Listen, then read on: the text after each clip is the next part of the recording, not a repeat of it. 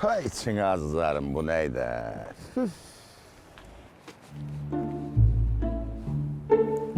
Əməlli qaynadır bu. Vay. Amma narahat olma. Neçənci ildir? Ne bileyim abla öyle köhne de öyle. Öyle benden 3-5 bayram balaca olar. Ot xodda, ot xodda. Sen Allah getir değil mi o? Bu görüm. Ya Allah diyen görüm. Bəlkə yağ qutarı. Təzə dəyişmişəm axı. Yəqin motor köhnədir.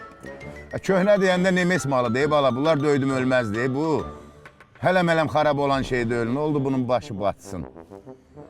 Qoy bir də xodlayım deyən. Onda qəliz məsələdir. Bir dənə də xodda, alınmırsa mənə üzürlü bil. Abbacoğlu dayan görüm. Maşın ustasısan sen. Yo, burada qəlyançı işləyirəm. Belə tüstünü gördüm, gəldim. Hə, sən tüstüyə gəlmişsən. İndi belə elə də Abbacoğlu. Nə qədər mənim öz tüstüm təpəmdən çıxmayıb. Buradan elə gedirsən, gözüm səni görməz. Yerə.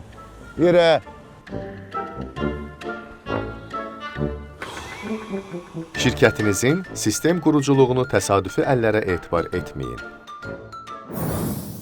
AES. Sistem peşəkarlığı sevir.